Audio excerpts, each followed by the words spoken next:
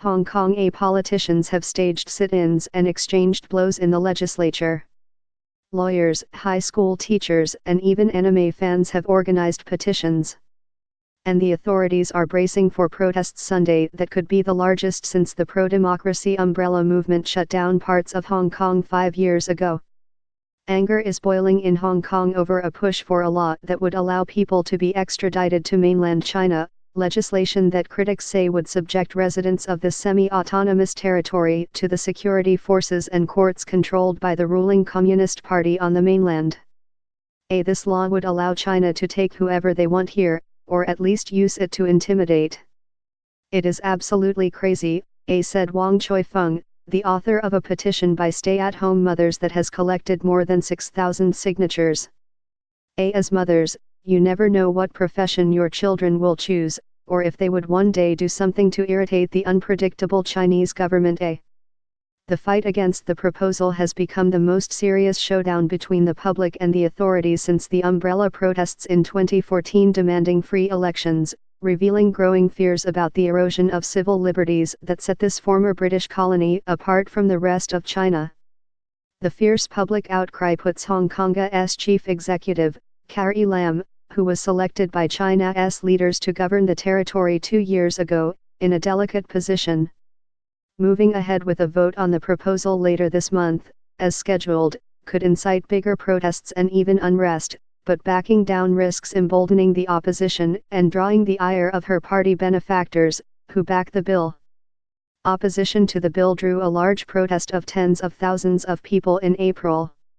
In recent weeks, Ms. Lam and her allies have sought to assure the public that the new extradition powers would not be abused, but anxiety and frustration have only grown. Aida's like 1,000 cuts have been depressing people, said Anthony Daparan, a Hong Kong-based lawyer and author of a book about dissent in Hong Kong.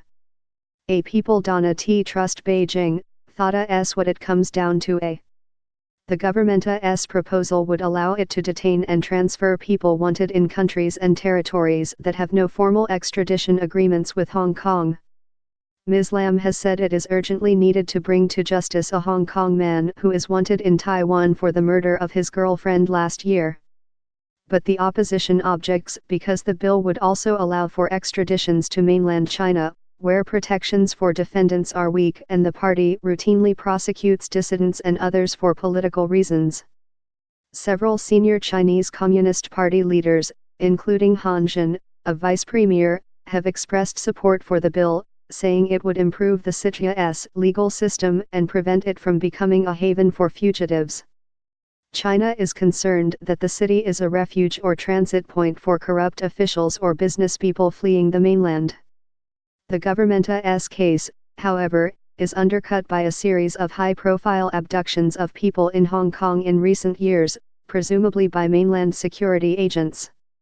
Among the most brazen was that of Xiao Jianhua, a Chinese billionaire, who in 2017 was taken from the Four Seasons Hotel, seated in a wheelchair with his head covered, to the mainland.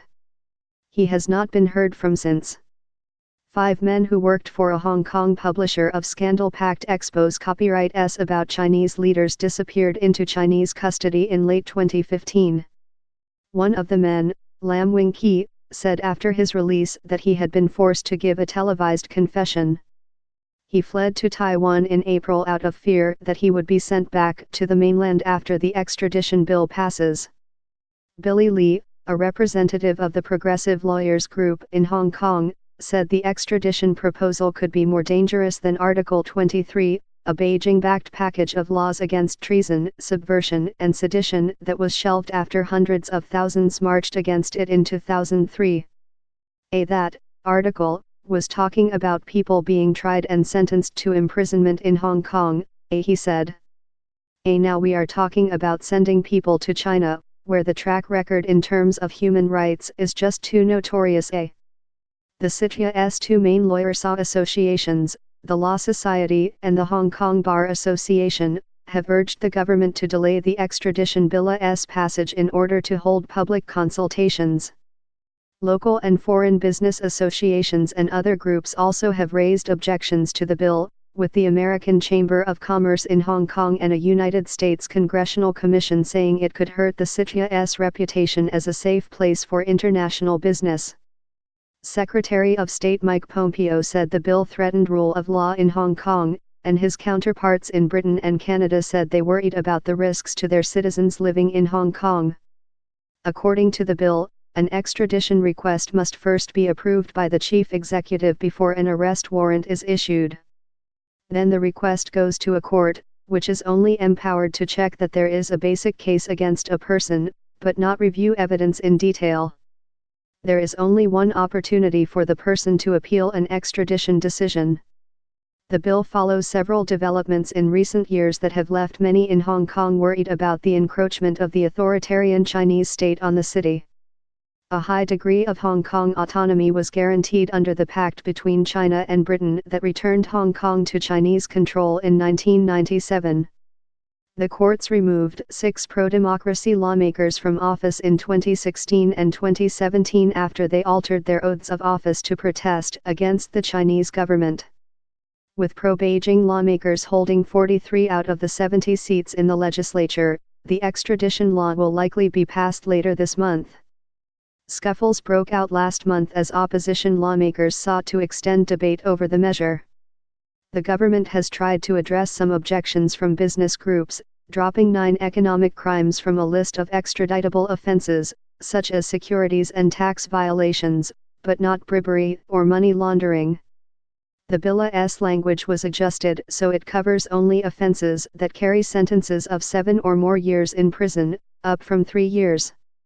Local business groups have cautiously welcomed the concessions, but some members have still expressed reservations. Other groups have used them against the government, arguing that Ms. Lam has essentially acknowledged that the mainland authorities cannot be trusted to fairly prosecute certain crimes.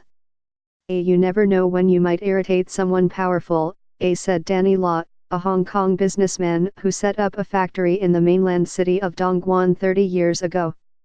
They can either dig out something from a long time ago, or they can forge evidence and witnesses, which isn't hard to do in mainland China, to set you up, threaten you and bend you to their will. An unusually wide cross-section of society has mobilized against the bill, with hundreds of petitions posted online that have gathered tens of thousands of signatures.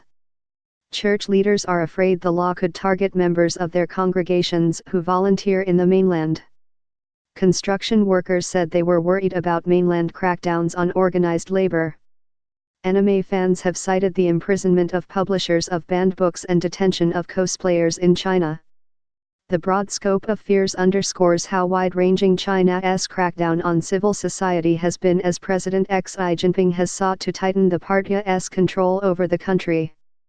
Edgar Pang, a horse racing columnist, started a petition for the racing community out of fears that the industry, which is legal in Hong Kong, could be targeted by authorities in the mainland, where gambling is illegal.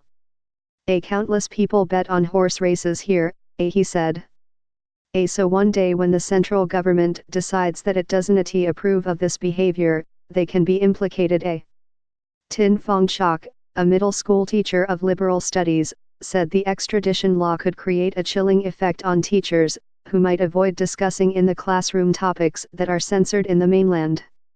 As educators, we worry about our students, Mr. Tin said. What kind of future and what kind of society are we leaving behind for them,